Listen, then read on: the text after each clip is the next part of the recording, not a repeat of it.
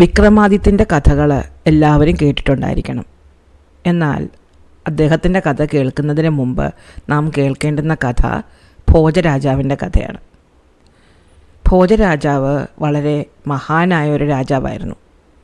അദ്ദേഹം ഒരിക്കൽ വേട്ടയ്ക്ക് പോയി കാട്ടിൽ. ഒറ്റയ്ക്കല്ല, അനുചരന്മാരെല്ലാവരും ഉണ്ടായിരുന്നു. കാട്ടിലൊക്കെ അങ്ങനെ വേട്ടയാടി നടന്ന് ഇരുട്ടായി. അപ്പോൾ തിരിച്ചു പോകാൻ മാർഗമൊന്നും ഇല്ലാത്തതിനാൽ അവരടുത്തുള്ളൊരു ഗ്രാമത്തിലാണ് വിശ്രമിച്ചത്.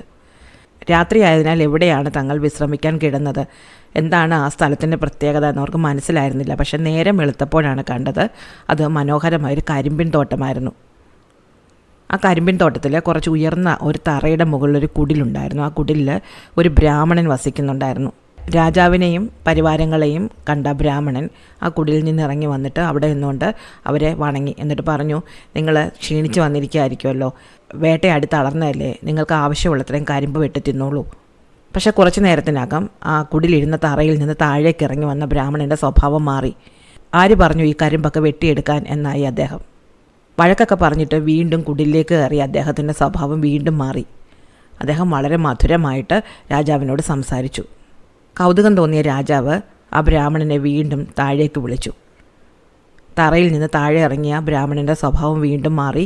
അദ്ദേഹം വീണ്ടും ഇവരെ വഴക്ക് പറയാൻ തുടങ്ങി. അതോടെ ഈ തറയ്ക്ക് എന്തോ പ്രത്യേകതയുണ്ട് എന്ന് രാജാവിന് തോന്നി.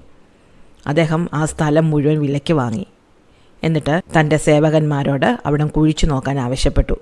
കുഴിച്ചു നോക്കിയപ്പോൾ അവിടെ നിന്ന് വളരെ വിശിഷ്ടമായൊരു സിംഹാസനമാണ് കിട്ടിയത്. ആ സിംഹാസനത്തിൽ നിന്നാണ് നമ്മുടെ വിക്രമാദിത്യ കഥയുടെ തുടക്കം. കഥ കേൾക്കണ്ടേ?